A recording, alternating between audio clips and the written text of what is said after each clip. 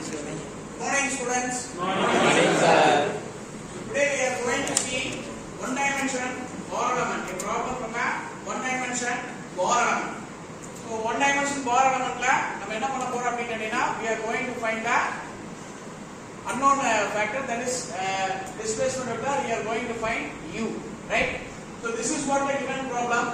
So the given problem here is there is a bar element, right? A steel bar of 800 mm, right, is fixed at one end, and there is a point load acting at the nodal point, the axis of the element, right?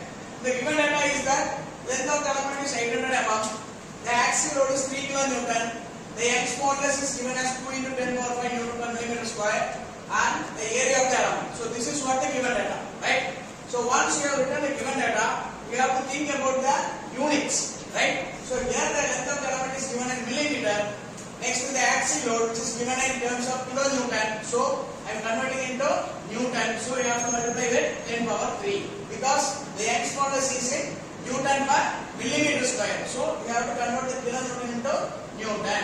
So the next is the area of the element, that is given as 300 millimeter square. So these are the given data. So what you have to find? So in this problem, you have to find an elongation. So elongation, we have to find the displacement, right? So at what point, at what stage, at what distance the bar is elongated. So this is what the given problem. So there is a load acting here. So I am pulling that bar with the load. So what is the elongation? What is the change in length? That is what you have to find in this problem. So in order to proceed this problem, after writing the given and the data to be found out, we have to proceed with the next step, that is called discretization. So discretization is nothing but the art of subdividing a structure into number of elements. So given structure is 800 mm means I have modeled this problem into two elements. So one element carries 400 mm length and another one carries another 400 mm length. So this is how I have to model this problem. After modeling this problem, there is a formula to solve this unknown value. So in order to find the unknown value, the formula used here is F is equal to K into U, where F is the force at the nodal point and K is the stiffness matrix of the element and U is the nodal displacement vector, right? So this is what we have to find. Is it clear? Yes. Now I am going to find element, for each element I am going to apply this formula. That is what the next step. So in order to find element number 1, this is what the diagram. So you have to represent the diagram as it is. So this is what the diagram. There is no load acting at the point U2. So I have drawn this element, right? The number of element is 1 and it is U1 and U2 are the nodal displacements. And the length of the element is 400. As it is, I have drawn this element and I am going to apply the formula. So for stiffness matrix, one dimension bar element, the formula is K is equal to AE by L into 1 minus 1 minus 1 1. Is it clear? Yes, sir. Yes. So A is the area of the element, E is the Young's modulus of the element, and L is the length of the element. So solve this. If we solve this, we have to substitute the values. So how do you substitute the value? What is the area of the element? 300 millimeter square. It is given in the given data. Refer given data. 300 millimeter square. And what is the Young's modulus of the element? 2 into 10 power 5. Yes.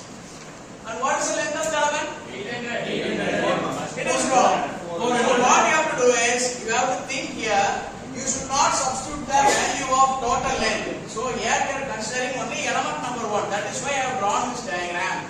So while you substitute the values, you have to look into the diagram and then you have to solve the values, or you have to substitute the values. So what is the length of the element? For element number 1, the length is 400 mm.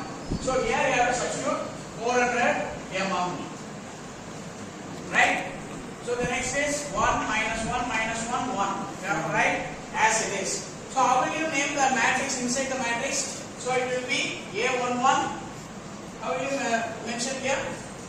A11, A12, A21, A22. So this is how you have to name that matrix. Now what you have to do is, you have to multiply these values. So you have take your calculator, multiply the values to 150 into 10 to the power 3. very good. Have you solved? Yes. 150 into 10 power 3.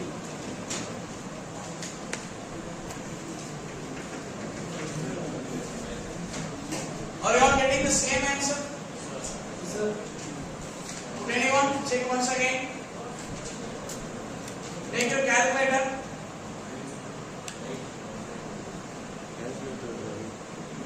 Yes? Are you getting? Yes. 150 into 10 power 3. Yes. So this is what the K matrix. So what is the general finite element formula? F is equal to K into U. So for this element, as per the formula, I am applying here. What is F? Unknown. So that there is no force acting here. Is there any force acting according to the given question? No. No. Is there any force acting here? No. You can see this problem. In this problem, they have mentioned that neglect self-weight. So once again, I read the problem. You look into your notebooks. A steel bar of length 800 mm is subjected to an axial load of 3 kN. Find the elongation of the bar. What is the next sentence? Next sentence. Neglecting the self-weight. So this is what very much important in solving this problem, because only the load acting will be considered. The weight of the self-weight of the element should not be considered as per the given problem. So that is why I am just writing force 1 is unknown, force 2 is also unknown. That is equal to K. What is K? F is equal to K into U. K is found out here. This is what the value of K. 150 into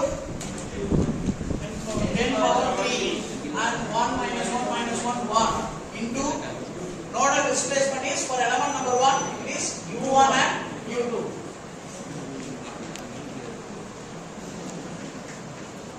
So keep it as equation number 1. So this is what the step number 2 for this problem, right? We have to find the final element equation for the elements. So I am continuing the step number 2 for element number 2. So for element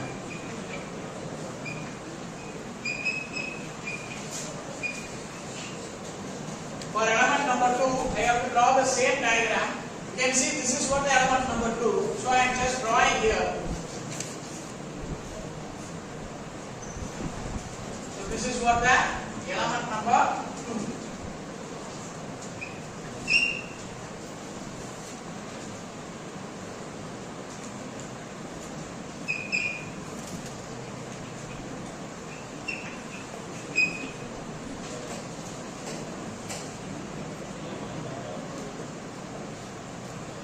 Here it is U2, here it is U3.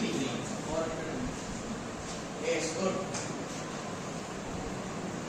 So the length of the element is 400 mm given in the question. That is, you have modeled this problem into 2 elements. Right? So the step we have to repeat here again. Is it clear? Is it clear? This step is repeated for this element because this problem I have separated discretized the structure into 2 elements. So I have solved for the first element. Now I am solving the same step for element number 2. Right? So what is the formula again? F is equal to K into U. The same formula, the same data, because here the Young's modulus is common for all the entire structure. The Young's modulus is common. The area of the structure is also the common 300 mm². There is no change. So in this some problems there may be given as element number 1 for area of the element number 1 is 300. Area of the element number 2 is 400. Likewise they will be given the question. So you have to substitute the value of element number 2 according to the given data. So according to our given data, the area is common, that is 300 mm². So there is no change in area. So as it is, you have to substitute the value, right? So if you substitute the same value, you will get first find K. This is K2, right? And this one is K1. K1 means element 1 stiffness matrix. K2 is element to stiffness matrix. So K2 is equal to area of the element is 300. What is Young's modulus? Answer for 2 into 10 power 5. What is the length of the element? 400. Again 400. It is common, right? And here 1 minus 1 minus 1 1 according to our formula, right? So and one more thing, as you written A11, A12, here you have to start with the A22. Keep it in mind. Here for element 1, what here you have started with? A11. So for element 2, how we have to start? A22. That is very much important. By writing itself, write it in pencil. A22, A23. Here A32, A33. This is very much important because while assembling these equations, we have to remember this matrix inside that row and column number. So if you forgot the row and column number, you are not able to solve accurately. So you have to represent here using the pencil the row and column numbers. So the values are same. So one side if you calculate, the answer is also same. Am I right? So what is K2? 150 K2 is, that is stiffness matrix for element 2 is 150 into 10 power 3 into 1 minus 1 minus 1 1. So this is what the stiffness matrix. So for the finite element equation, how will you write? What is the finite element equation now? The same equation. Here U2 means you should not write F1. F2, yes, very good. F2, F3 will be equal to 150 into 10 power 3 into 1 minus 1 minus 1 1. And here it is U2 and U3. very good. U2 and U3. So this is what equation is. So in solving this problem, step number 1 and step number 2 are over. So you have found out the elemental